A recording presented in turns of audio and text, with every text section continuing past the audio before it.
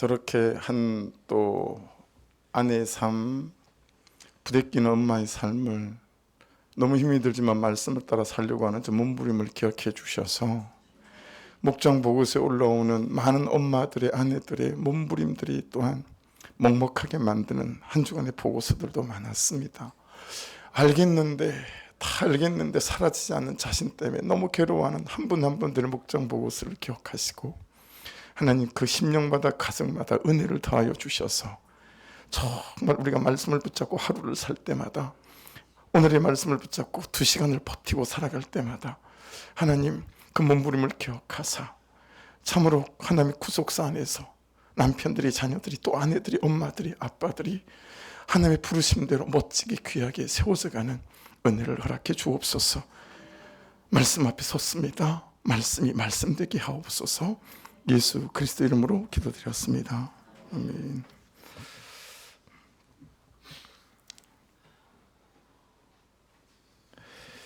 (1절) 말씀을 보십시다.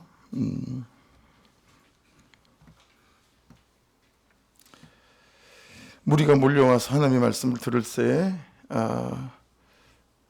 예수는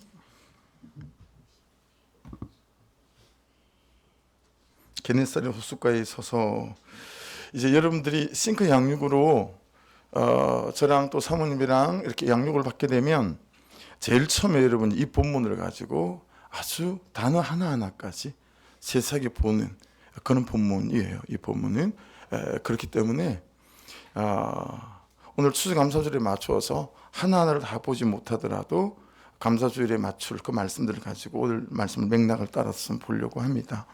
1절 말씀을 보시면 게네사렛 호숫가라고 되어져 있잖아요. 원래 저걸 이제 갈릴리 호수 또 갈릴리 바다 그렇게 부르죠. 게네사렛은 저 갈릴리 호수 옆에 있는 평야예요. 평야 끝에 있는 호수여서 게네사렛 호수 이렇게 부르기도 합니다. 우리가 아는 갈릴리 호수죠. 우리에게는 별로 의미가 없을 수 있지만 오늘 본문의 주인공으로 나오는 베드로에게는 게네사렛 호수, 갈릴리 바다는 굉장히 이제 남다른 데죠. 왜냐하면 갈릴리 전역에 물고기를 잡을 만한 호수는 여기밖에 없기 때문에 그렇습니다. 그래서 이스라엘 사람들은 게네사렛 호수 이렇게 부르기보다 이제 갈릴리 바다 이렇게 부릅니다. 베드로는 이 갈릴리 호수에서 물고기를 잡아서 생계를 유지하는 갈릴리 호수의 어부였었습니다. 그러니 갈릴리 호수 없이는 베드로의 삶도 없는 거죠. 그러니 갈릴리 호수다, 게네사렛 호수다라고 하는 것은 베드로의 삶을 말하는 그런 장소이기도 합니다. 예수님께서 갈릴리 호숫가에 섰다라고 하는 것은 다른 말로 바꾸면 여러분 예수님께서 베드로의 삶에 섰다, 또 베드로의 삶에 들어오셨다라는 말이 될 수도 있습니다. 갈릴리 호수라는 삶에 혼자 섰고 혼자 살았던 베드로, 반대로 갈릴리 호수라는 삶에 혼자 서 있던 베드로에게 찾아오셨던 또 찾아내신 예수님, 찾아오셨다라고 하는 이제 어감보다 제가 이 본문을 대할 때마다 베드로를 찾아내신 그 주님께서 저를 찾아내시고 또 여러분들을 찾아내셨다라고 하는 것이 또 성경적인 표현이 맞을 수 있겠죠. 여러분 혹시 이 차이를 좀 경험해 보신 적이 있는지 모르겠습니다. 나 혼자 서 있는 삶, 나 혼자 서 있는 내 고난, 나 혼자 서 있는 내 운명, 나 혼자 서 있는 내 인생. 그런데 어느 순간부터 예수와 함께 서 있는 내 삶 또는 내 고난, 예수가 나를 찾아내셔서 내 운명 속에 그분이 함께 서 있기 시작하시는 거죠. 25살 먹은 청년이 슈퍼마켓에 과자 납품하러 온 봉고차 안에서 납품을 끝내고 돈하고 영수증하고 막 맞춰보느라고 제 큰아들 4살짜리 아들이 봉고차를 지나가는 걸 못 봤어요. 그리고 출발을 해서 이 봉고차 앞바퀴 뒷바퀴가 아이 배를 다 타고 넘어서 이제 장파열이 다 일어났어요. 당시에 저는 죽을 것 같은 삶이었죠. 그죠? 그 25살 먹은 청년이 단 한 번도 저를 찾아오거나 전화로 용서를 구하거나 그래 본 적이 없었어요. 그 청년을 통해서 온 고통인데 여러분 그 청년이 용서를 구하지 않으니까 여러분도 그런 거 많죠. 그 사람을 통해서 온 고통인데 그 사람이 용서를 구하지 않으면 막 분노가 일어나죠. 분노가 일어나요. 거기다가 이 청년은 자기 작은 아버지를 통해서 단돈 10원도 모아놓은 것이 없으니까 단돈 100만 원도 보상이 곤란하다는 거예요. 이런 말을 저에게 전달을 하는 거예요. 작은 아버지를 통해서. 내 아들을 죽였으니까요. 25살 먹은 그 청년을 죽이자고 들면 어떤 방식으로든 그 청년의 인생을 해코지할 수 있겠더라고요. 제가. 그렇지 않겠어요? 토요일 1시 30분에 사고가 나고요. 내서 상태로 있다가 7시 반에 아이가 수천했거든요. 그렇게 사망을 했는데 제가 밤에 막 괴성을 지르면서 영안실을 이렇게 떼굴떼굴 굴러다녔어요. 근데 그러다 언제 잠이 들었는지 잠이 들었죠. 그리고 다음날 새벽에 눈을 떴는데 영안실 벽에 걸려있는 이 원형 큰 벽시계의 시계를 보니까 6시 5분 전이었어요. 근데 습관적으로 그냥 기도하려고 했던 게 아니고 꼴에 전도사일 때 아닙니까? 그러니까 습관적으로 무릎이 탁 꿇어졌어요. 근데 그 순간에 제 앞에 예수님이 똑하니 나타나셨어요. 여러분이 보이는 것처럼 그냥 똑하니 예수님이 나타나셨어요. 해보지 못한 경험을 그때 해보고 그 이후로도 해본 적은 없는 것 같습니다. 예수님께서 제 삶의 제 고난 속에 제 고통과 분노와 아픔 속에 이렇게 들어오시는 순간 여러분 이 사건이 그 25살 먹은 청년의 실수와 허물이기 이전에 여러분 놀랍게도 저희 죄로 인정이 되기 시작했어요. 이게 가능한 일이겠어요? 이 사건이 있기 전까지 나의 죄들이 보이기 시작하고 나의 불순종이 보이기 시작하고 그리고 나의 불신앙이 보이기 시작했어요. 맞습니다. 그 사람 때문입니다. 맞습니다.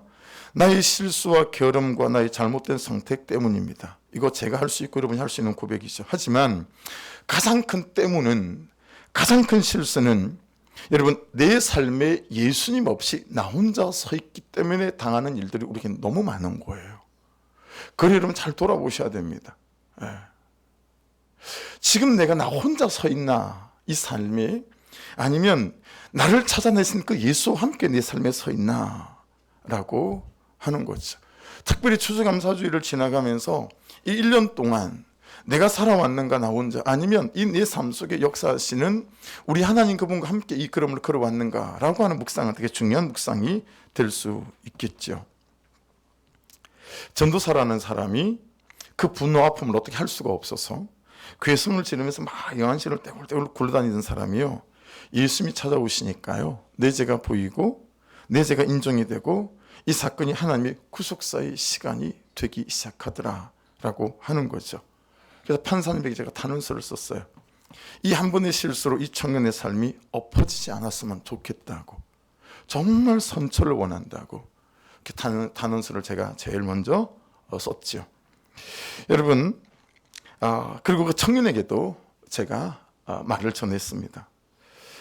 이 사건이 당신의 인생을 아프게 하는 부지불식간에도 생각이 나지 않겠어요. 그렇죠? 그런 사건이 아니라 내가 믿는 이 예수 그리스도가 당신의 예수 그리스도가 되어지는 그는 때가 될 수 있고 기회가 될 수 있기를 원한다고 그렇게 제가 이야기를 전했습니다.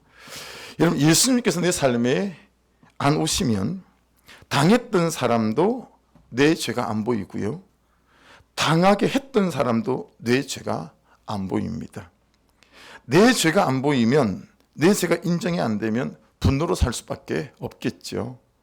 미움으로 살 수밖에 없고 용서가 되지 않습니다. 그러니 어떤 감사도 되지 않는 거죠.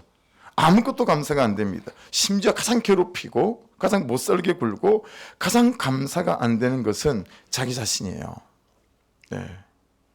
내 삶인 거죠.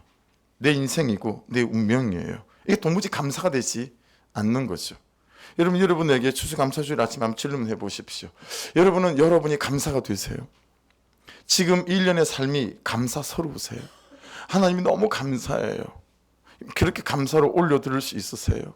여러분에게 옆에 주신 사람들, 그렇죠? 내 시간들, 어쩌다가 내 인생이 이렇게 되어졌을까라고 하는 혹시 그런 고백 속에 여러분이 앉아 있는지도 모르겠습니다.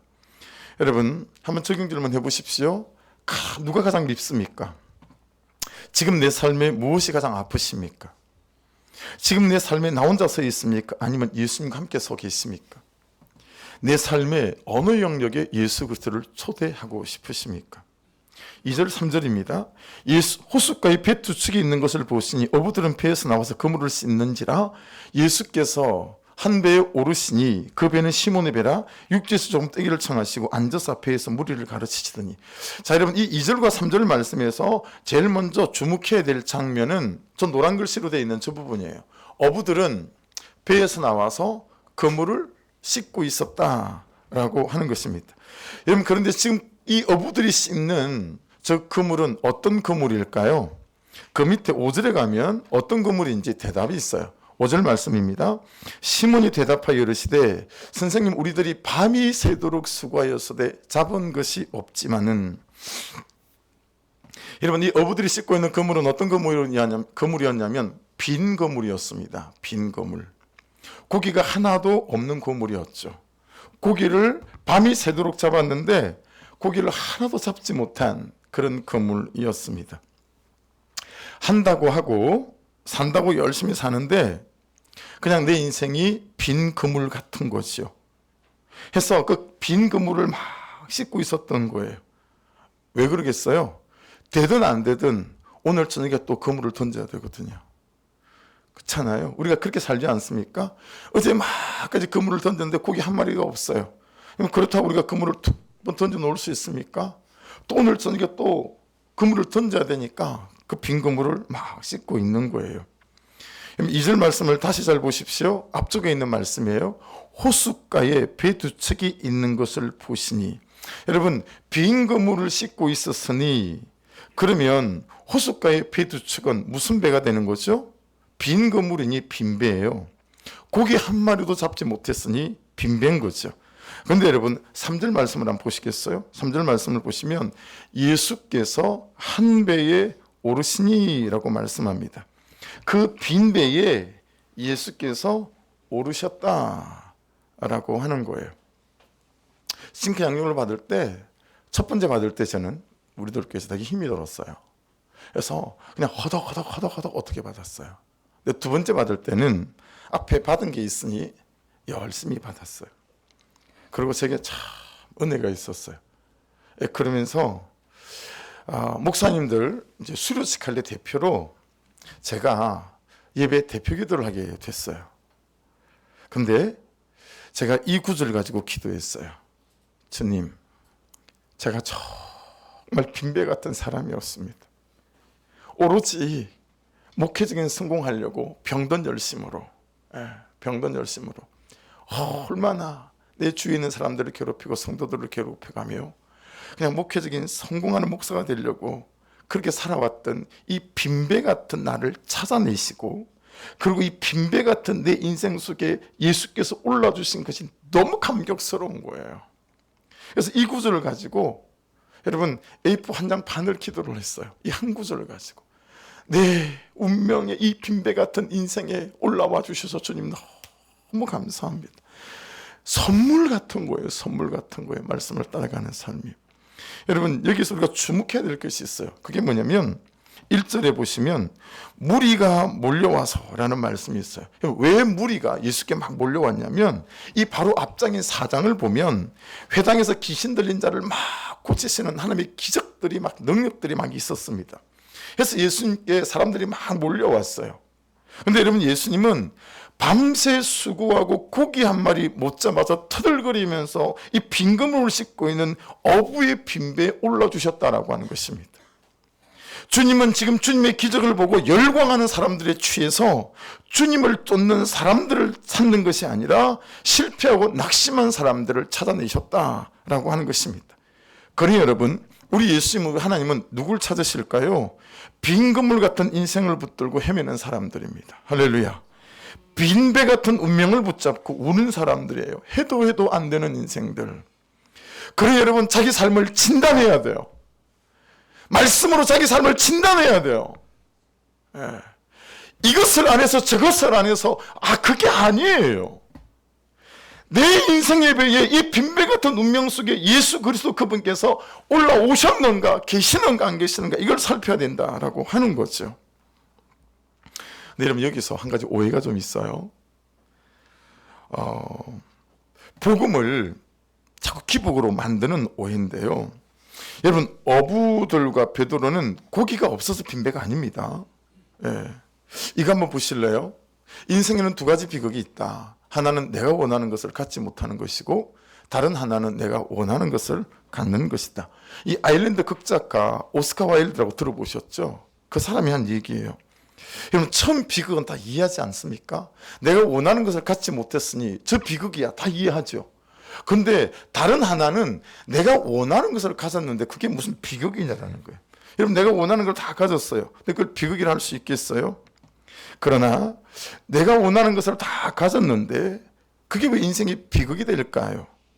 여러분 성경에도 그런 인물이 수두룩합니다. 다윗만 보더라도요, 여러분 그는 광야에서 무너지지 않았지만 다 가지고 다 이룬 다음인 다윗의 왕궁에서 밧세바를 범하는 비극적인 인생의 출발을 맞이하게 됐죠. 솔로몬도 그랬어요. 모든 것을 다 가지고 난 다음에, 그렇죠? 그것도 비극적인 인생이 되어졌습니다. 여러분 한 사람도 이 사실을 비껴간 사람이 없다라고 하는 것입니다. 다 가졌는데도 네 인생에 비해 돈도 차고 네 운명의 그물에 성공도 걸리고 건강도 걸리고 다 걸렸는데도 비극적인 삶을 사는 사람이 너무 많다라고 하는 거죠. 그러니까 여러분 진짜 빈배는 뭐냐면 고기 없는 배가 아니라 예수가 없는 배예요. 이게 진짜 빈배예요. 예. 친구로 채우고 술로 채우고 그 다음에 찾아오는 게 뭐죠?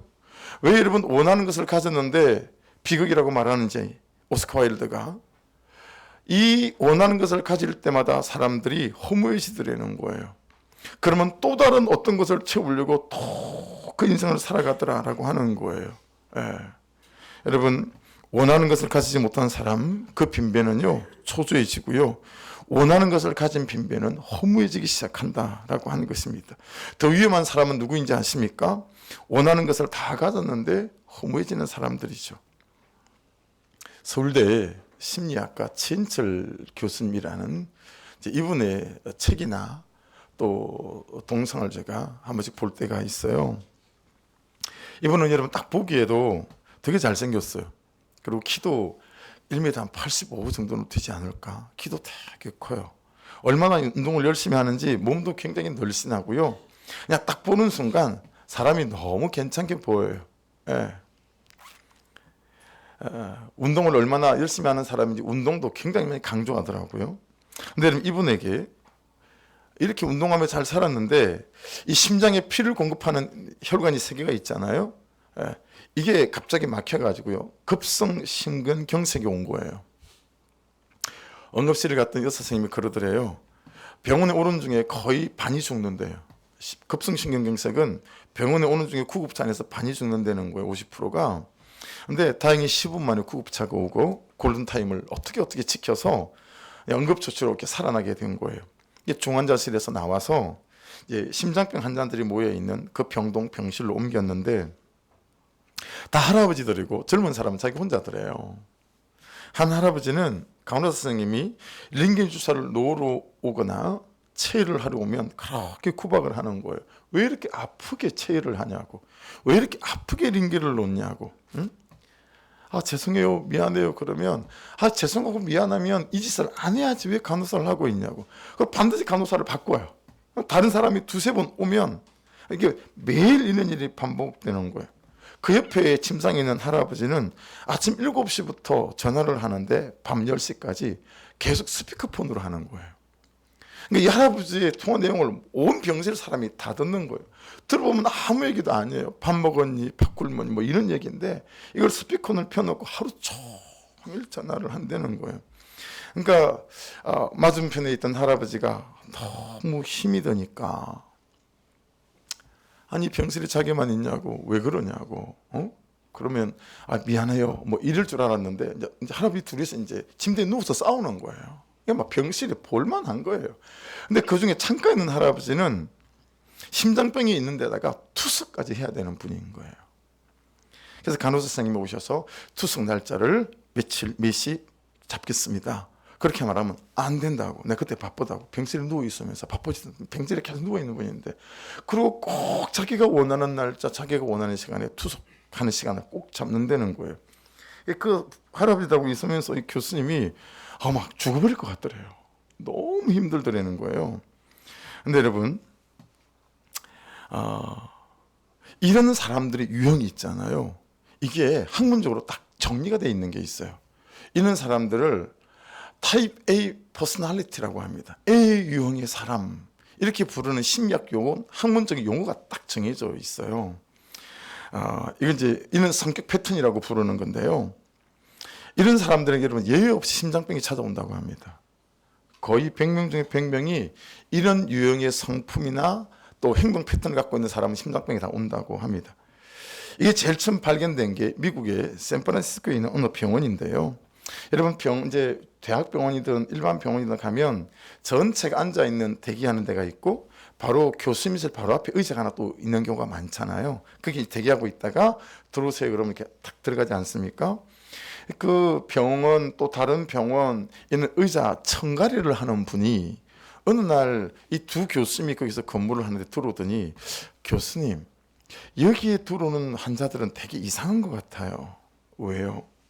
아니, 모든 이 환자 대기하는 의자가 안 그런데 여기에 오는 환자들이 앉아 있는 의자는 항상 달아 있는 데만 달아 있다는 거예요. 여러분 사진 한번 보시겠어요? 저기 보시면 손 놓는 데 여기 있잖아요, 그죠? 저기 다 달아 있잖아요. 그리고 앉은 다음에 이제 의자 앞에 저기 그게 달아 있잖아요. 저 환자들은 의자에 앉아서 계속 긁는 거예요. 뜯는 거예요. 여기를 뜯든가 여기를 뜯든가 계속 뜯는다는 거예요. 왜 이렇게 앞에 사람이 빨리 안 끝나나, 내 순서는 언제 오나, 막 이러면서 계속 그걸 뜯고 긁고 한다는 거예요. 절대로 가만 앉아있지를 못한다고 합니다. 좀 다르게 말하면 저놈 때문이다, 이것 때문이다, 저것 때문이다, 그래서 이거 하다가 저거 하다가 이 사람 찾아가다가 저 사람 찾아가다가 정신이 없는 거예요. 삶이 내면 세계 영적 질서도 없는 것뿐만 아니라 외부 세계의 삶에도 영적 질서가 없는 거예요. 말의 질서도 없고 감정의 질서도 없고 성품의 질서도 없고 맨날 초조하고 염려하고 그런다는 거예요. 아무도 내 마음에 딱 맞는 사람이 없고 막 쪼아대고, 이런 사람들의 성격 패턴, 행동 패턴, 삶의 패턴을 의사들이 세 가지로 정리를 했어요. 이 타입 A 퍼스널리티, 이 사람들 세 가지로 정리를 했는데, 첫째, 항상 다른 사람들에게 대하여 적대심이 있다는 거예요. 그냥 마음에 안 든다는 거예요. 만성적으로 적대적인 성향이 있다는 거예요. 그러니 모든 것이 주님의 은혜입니다. 그리고 감사가 되겠어요. 두 번째는요, 시간 강박이 있대요. 빠른 시간에 어떤 결과를 막 보고 싶은 거예요. 세 번째는요, 맨날 경쟁적인 태도가 있는 거예요. 어찌하든 내가 남보다 좀 더 나아야 된다는 거죠. 손해보고는 절대 못 살고 지고는 절대 못 살고, 그래서 항상 억울해한다는 거예요. 자기가 생각하는 기준이 딱 있고요, 그 자기가 생각하는 기준만큼 내가 되지 않으면 너무너무 자기 자신을 괴롭히는 거예요. 그리고 자기를 쓸모없다고 생각하는 거예요. 심지어 여러분, 자기에 대하여 타인들도 나에게 이런 기대치를 갖고 있을 거야 생각하고 나보다는 다른 사람에게 자꾸 맞추는 거예요. 인정 중독이죠. 그리고 제가 갖고 있는 평판 중독이죠. 나는 항상 잘해내야 되는 거예요. 남들보다 잘해야 되고 좋은 소리를 들어야 되는 거예요. 여러분, 무슨 말입니까? 이런 사람들이 지고 못 산다는 거예요. 그래서 여러분, 이 최인철 교수가 뭐라고 얘기하냐면, 이 사람이 교회를 다니는지 예수를 믿는지 모르지만 이 얘기를 한참 하고 난 다음에 무슨 얘기 하냐면, 지는 연습을 해야 된다는 거예요. 지는 연습을 해야 된다. 근데 여러분, 이 교수님 얘기를 듣다가 이게 너무 복음하고 연결되어지는 거예요. 여러분, 예수가 내 인생에 들어오잖아요. 그럼 지는 연습이 됩니다. 남편에게 지는 연습이 되고요, 아내에게 지는 연습이 돼요. 막 이기려고 하지 않아요. 여러분, 우리가 예수를 믿어도 어때요? 이기려고 예수를 믿어요. 이기고 또 이기고 또 이겨야 되는 거예요. 1절 말씀 다시 보시겠어요? 무리가 몰려와서 하나님의 말씀을 들을새 예수는 게네사렛 호숫가에 서서. 여러분, 여기에서 하나님의 말씀은 십자가 복음을 말하는 거거든요. 예, 더 정확하게 말하면 십자가 지는 복음을 말하는 것입니다. 십자가 지는 적용을 말하는 것입니다.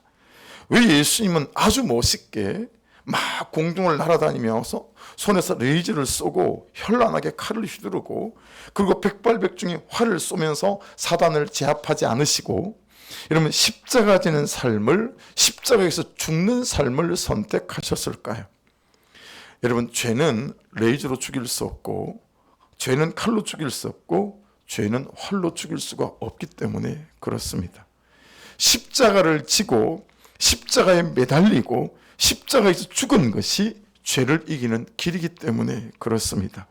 그것이 죄를 죽이는 길이었기 때문에 그랬습니다. 살아있는 내가 십자가를 지고 십자가에 달리고 십자가에 죽는다는 것은 무슨 뜻일까요? 한번 따라해 보십시다. 내 죄만 보고 가겠습니다.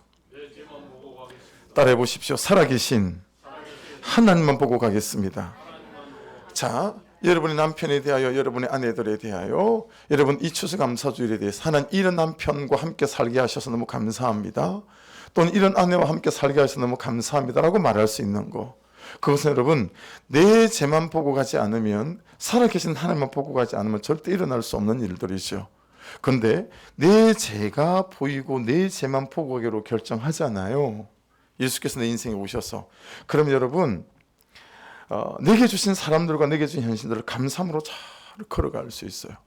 그리고 어느 때 하나님께서 언제 바뀌게 하실지 모르지만 내가 살아계신 그 하나님만 보고 가는 거예요. 예. 이것이 말씀을 믿는 믿음이다라고 하는 것입니다. 사랑하는 여러분, 내 죄만 보고 가고 살아계신 하나님만 보고 가면서 여러분, 내게 주신 십자가 지는 직응을 잘 감당할 수 있는 은혜가 있기를 주의 이름으로 축복합니다. 1절을 다시 보실래요? 무리가 몰려와서 하나님의 말씀을 들을새 예수는 게네사렛 호숫가에 서서라고 말씀합니다. 그러니 여러분, 하나님의 말씀을 들으셔야 합니다. 하나님의 말씀을 들을 시간과 공간을 만들고 말씀을 듣는 사람들이 되시기를 주의 이름으로 축복합니다.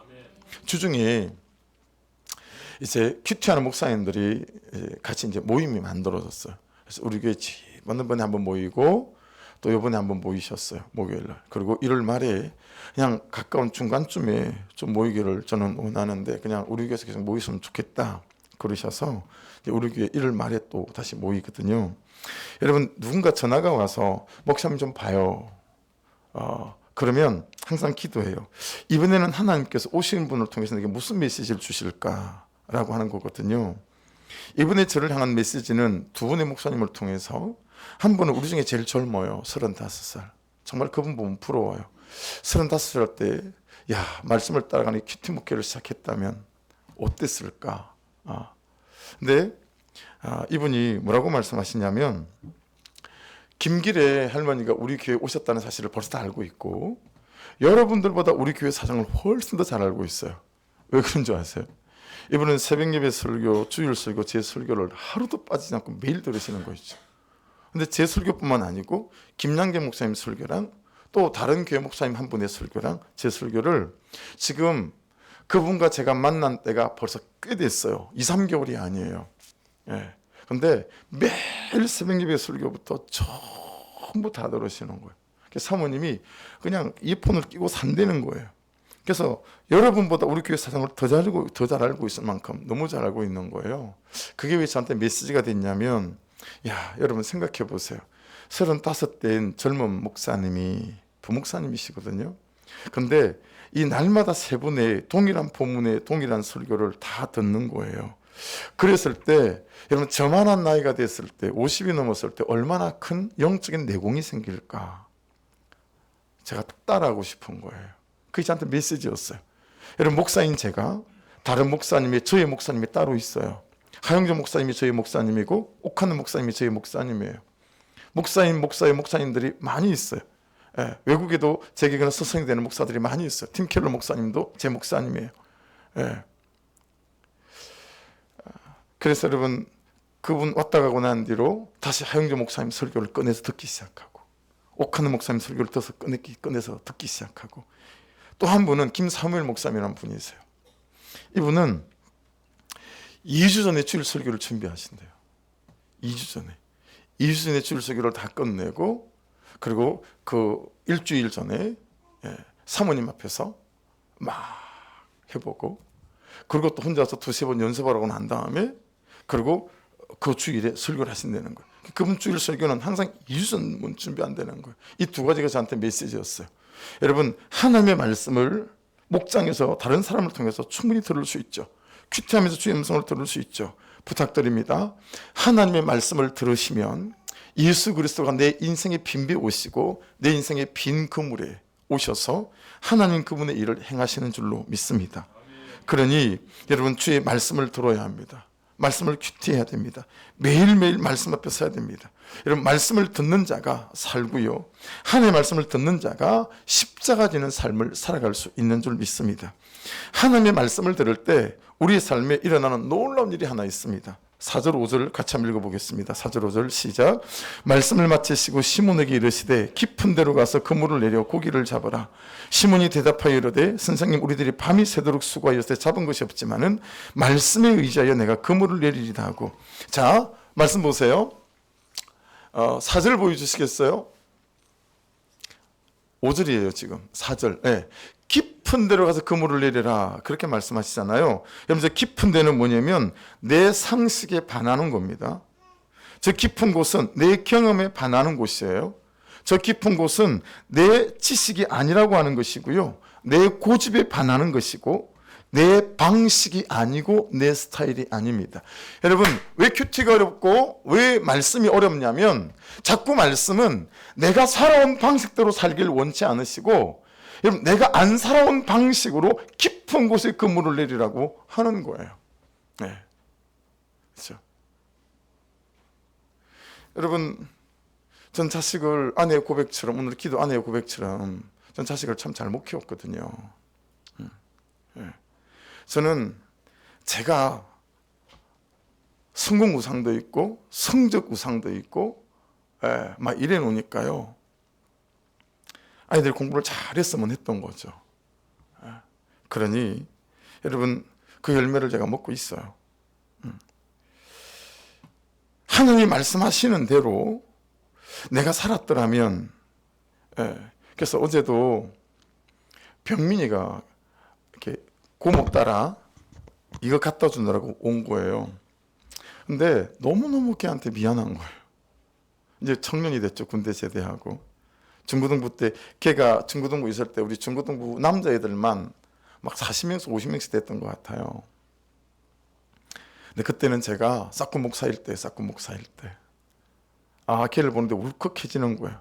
그래서 걔한테 고백했어요. 다 서 있는데, 내가 너한테 너무 미안하다. 내가 너를 만나서 내가 싹군 목사였다. 내가 너한테 너무 죄를 지은 것 같다. 야, 목사님한테 다시 한번 기회를 주면 어떨까? 뭐 이런 거였어요. 정말 지금도 미안함이 가득해요. 여러분, 말씀이 말씀하시면 내 상식에 반해도, 내 경험에 반해도 정말 몸부림치면서 말씀이 말씀하시는 깊은 곳으로 여러분의 인생을 가져가 볼 수 있기를 주의 이름으로 축복합니다. 할아버지도 어부, 아버지도 어부, 자기도 어부, 자기도 평생을 어부로 살아왔잖아요. 갈릴리호수 한번 가보세요. 한눈에 쏙 다 들어와요. 크지 않아요. 그러니 1월달에, 2월달에, 3월달에, 4월달에, 5월달에 12개월, 여러분, 12개월 초에 중순에 여름, 가을, 겨울 어느 포인트에 그물을 내리면 고기가 잘 잡히는지 얼마나 잘 알고 있겠어요. 거기다 여러분, 그 시절은, 그리고 아침은 갈릴리 바닷가는 깊은 곳에 고기가 없어요. 자기의 어부의 평생의 지식에 완전히 반하는 말씀으로 깊은 곳에 그물을 내리려는 거예요. 이게 여러분, 우리에게 하시는 도전인 거예요. 말씀은 우리가 살아가는 방식대로 살지 말라고 말씀하세요.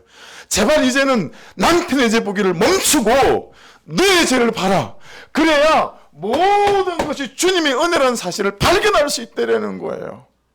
근데 우리는 끊임없이 나의 옳고 그름의 기준으로 여러분, 그를 보고 그를 판단하고 그를 저울에 올려서, 그렇죠? 정죄하잖아요. 그렇죠? 여러분, 깊은 곳은 내 상식에 반하는 것입니다. 그래서 불편한 거예요.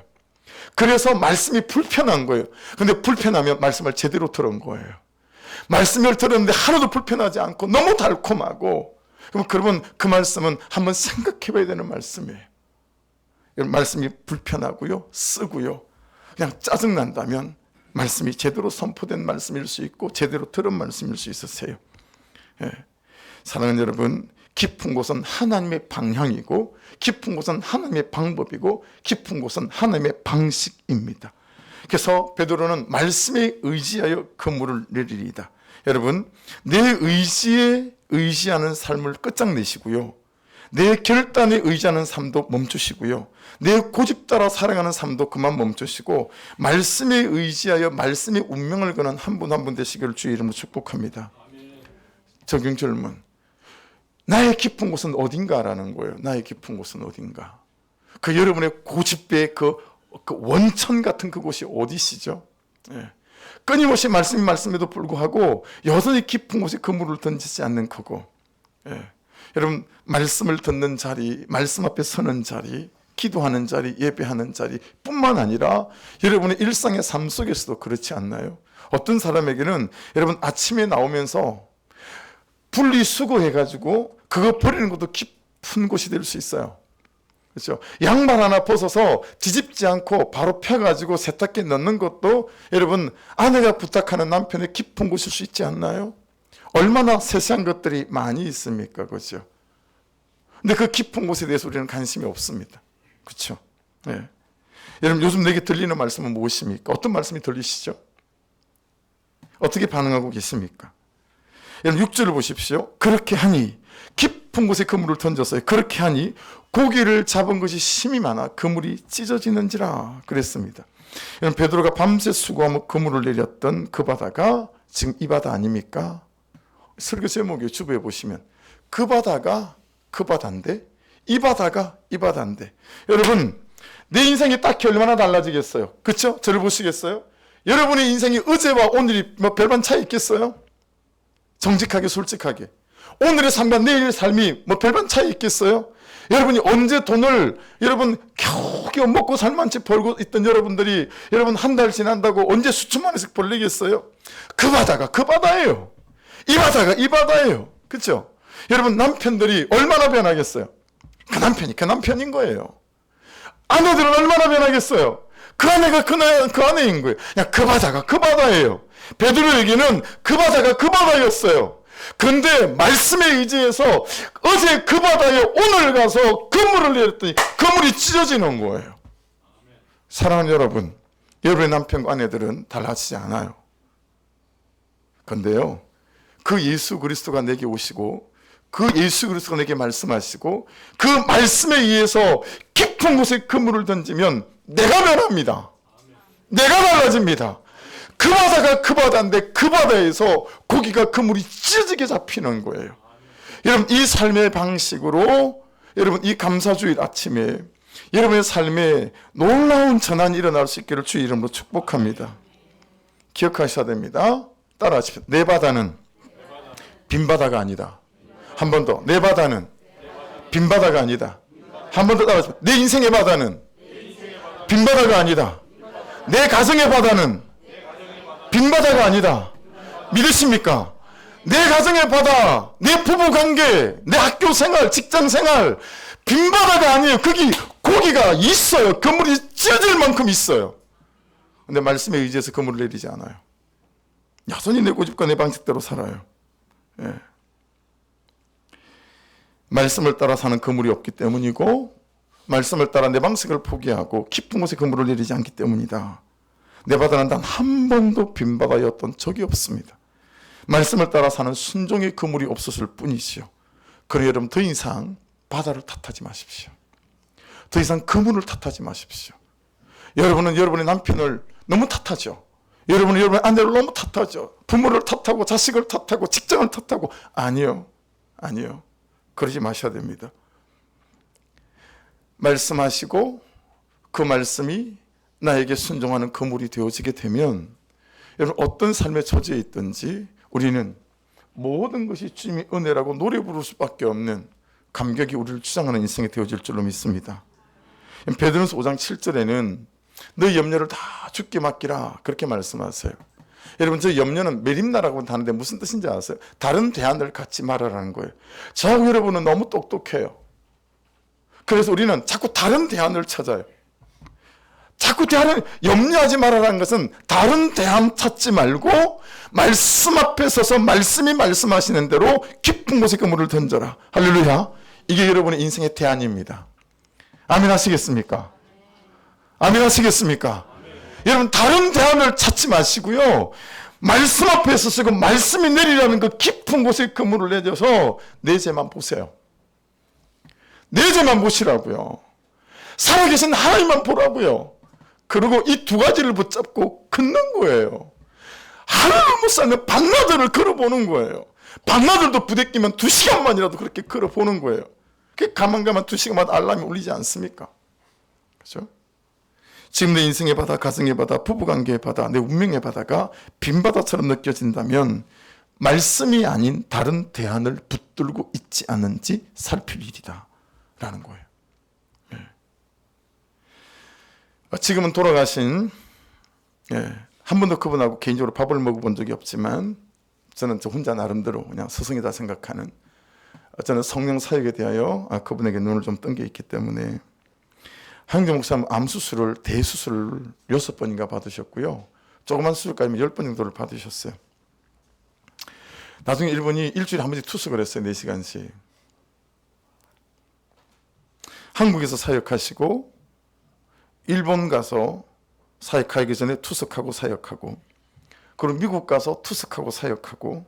궁금하잖아요. 한국에서 투숙하고 일본 가서 막 사역하고, 그리고 또 일본에서 미국에서 투숙하고 또 거기서 막 사역하고. 그러니까 사람들이 물어보는 거예요. 어떻게 그렇게 사십니까? 그랬더니 여러분, 황정 목사님 하신 말씀이 제 가슴에 남아있는 말씀이 있어요.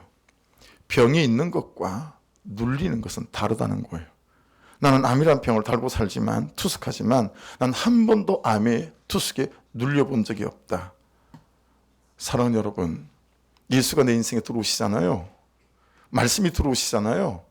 그리고 말씀을 따라 깊은 곳에 그물을 던지기 시작하잖아요. 눌리지 않습니다. 참 눌리지 않습니다. 눌리지 않습니다. 오히려 담대해집니다. 강해집니다.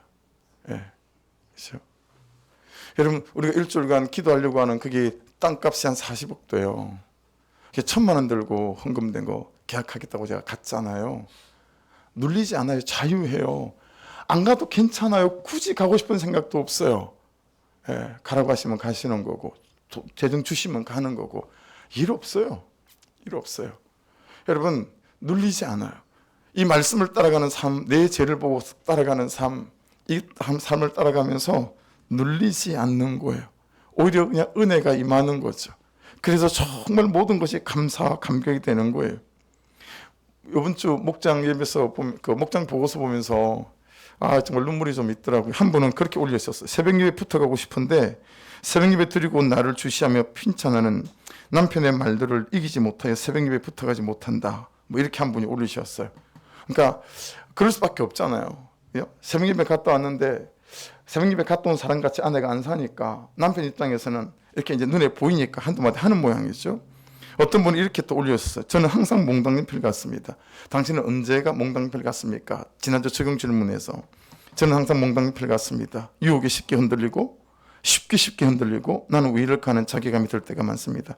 어떤 분은 나는 이때가 몽당잎을 갔고 이때가 몽당잎을 갔고 그랬습니다. 근데 이분은 자기는 그냥 항상 지금도 몽당잎을 갔대라는 거예요. 못난 것 같고 자기만 왜 이렇게 못 사는 것 같고 막 그렇다라는 거예요. 사랑하는 여러분, 예수께서 내 인생의 배에 내 삶의 배에 오르시면 그물에 고기가 잡히지 않는 것에 눌리지 않습니다. 아멘. 할렐루야. 그물에 고기가 잡힌 게 절대 눌리지 않습니다. 그러면 그냥 이래도 감사가 되고 저래도 감사가 되어지는 거예요. 그래서 감사는 현실의 조건에 구애받는 게 아니다라고 하는 것입니다. 여러분, 내 인생에 예수가 오시면 우리가 그렇게 달라지는 것 같아요. 그렇죠? 여러분, 내 인생에 예수가 오시면 걸음걸이가 달라지는 거 아세요? 걸음걸이가 달라져요. 말하는 뽐새가 달라지죠. 그렇죠? 생각이 달라지죠. 막 비전이 달라집니다. 그렇죠? 그러니까 요 밑에 소망의 교회 보이세요? 여기 제일 밑에 그 밑에 보면 더 높은 부르심이라고 되어져 있어요. 더 높은 부르심. 네.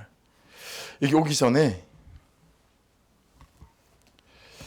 저쪽 한가에 있을 때 새벽에 기도하고 탁 일어나는 날 갑자기 제 앞에 더 높은 부르심이라는 책에도 못 봤고 읽어본 적도 없고 들어본 적도 없는 단어가 뚝하니 떴어요. 더 높은 부르심. 그래서 생각에 아차, 이제 선교 나가라고 하시는 거구나. 개척해서 이만큼 왔는데 이제 뭔가 살만하고 목회할 만한 것 같은데 더 높은 부르심이면 그냥 오지에 아마존에 선교 나가는 것밖에 없구나. 그 생각을 했어요. 아, 주님 이제는 선교입니까? 뭐 그런 생각을 했는데 근데도 확실하게 모르겠으니까 주님 해석해 주십시오. 뭔지. 그리고 그럼 3개월 딱 지났을 때 해석이 됐어요. 그날 새벽 예배하고 일어나는데 이 도시와 이 도시의 영혼을 자유케 하라. 이렇게 해석이 된 거예요. 혼자 살짝 웃었어요. 주사랑 교회도 있고 봉일천 감리교회도 있고 봉일천 장로교회도 있고 여기 금천 침례교회도 있고 100년 된 하나님 그런 큰 교회들이 많은데 이 상가 조그만 교회 우리 보고 뭐 이 도시 저 도시를 자유케 하라고요. 아이고 주님 왜 그러십니까? 근데요 말씀으로 그분이 찾아와서 내 가슴에 쑥 들어오니까 하나님이 주시는 비전이 여기 딱 생기니까 이걸 뭔가를 해야 되겠더라고요. 뭔가를 해야 되겠는 거예요. 그리고 제가 시작한 게 2가지 아닙니까? 새벽에 1시간 일찍 일어나서 파주시를 도는 거예요. 파주 시장 앞에 가서 손 들고 새벽에 아무도 없으니까 새벽 3시, 4시 이러니까요. 손 들고 주님 시장님이 예수 믿고 그때는 김병영 시장님인가 누군지 잘 모르겠어요. 예수 믿고 군밖에 도와주십시오. 하나님 국장들이 예수 믿고 군밖에 도와주십시오. 막 메딘 병원 이전하기 전이니까 동네에서 제일 큰 병원이니까 의사 선생님들이 다 예수 믿고 하나님 의사 환자 진료할 때마다 내가 치료하지만 예수도 믿어야 됩니다. 많은 의사들이 되게 도와주십시오. 그리고 여러분 한 1년 넘게 하다가 병이 났죠. 공황장애 와서 막 실려갔어요. 너무 몸을 함부로 써가지고 지금 그걸 멈췄어요. 그렇지만 7년째 여러분 제가 한 번도 놓지 않고 하려고 애를 쓰고 거의 하고 이번 주도 했어요. 금요일날 새벽에 마침 11시부터 도는 거예요. 영어말부터 해가지고 문산을 돌고요. 어떤 데는 적성도 가요. 그리고 들어오고 봉일천 가고 여러분 운정에 가고 그리고 손 들고 기도하는 거예요. 주님 여러분 예수가 내 인생에 들어오면 겁도 없어지고요. 담대해져요.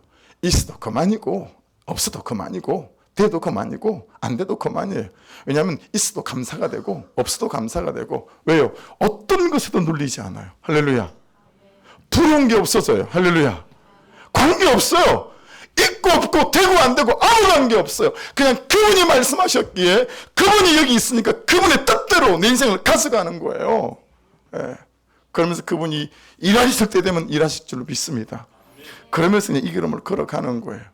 그러면 여러분 모든 것이 주님의 은혜고 감사합니다라는 이 뜨거운 고백으로 살아갈 수 있게 되어서요. 여러분 근데 그렇게 하니까 하나님이 채우시던데요. 예. 그렇게 하니까 하나님이 제 가정에 재정을 채우더라고요. 예. 어마어마하게. 제가 저번에 그렇게 했더니 누가 설교 끝나고 가서 물어보더라고요. 근데 얼마를 채우셨어요? 꼭 묵상을 그런 데서만 해요. 예. 내 죄를 보라는 데는 묵상 안 하고 나한테 찾아왔어요. 목사님 얼마? 이렇게 주여. 네. 여러분 이 추수감사절 이 즐거운 날에 정말 여러분의 인생 속에 운명 속에 예수가 오셔서 여러분을 찾아내셔서 그 예수와 함께 사시면서 정말 깊은 곳에 그물을 던져서 여러분의 인생의 그물이 씌어지는 은혜가 있기를 주의를 축복합니다. 그러나 고기가 있고 없고가 아니라 그냥 진짜 인생의 빈배는 예수가 없는 게 빈배니까 예수가 있어서 여러분의 삶이 정말 예수로 꽉 찬 삶 되어지셔서 하나님 있고 없고의 문제가 아니고 되고 안 되고의 문제가 아니라 정말 감사로 주님께 나가게 도와주옵소서. 수능 쳤잖아요. 그래서 우리들 교회는 그런 말이 있어요. 붙으면 회개하고 떨어지면 감사하고 붙회떨감. 야 이게 그 교회 정신이에요. 붙회떨감. 붙으면 회개해라. 떨어지면 감사해라. 이게 여러분 구속사 아니면 이런 말 할 수 있겠어요? 그렇죠? 예수 없는 게 진짜 인생의 빈배니 오늘로 여러분의 삶 속에 예수 그리스도 초대하셔서 그분과 함께 승리하는 놀라운 삶 되시기를 주 이름 축복합니다. 기도하겠습니다. 우리가 참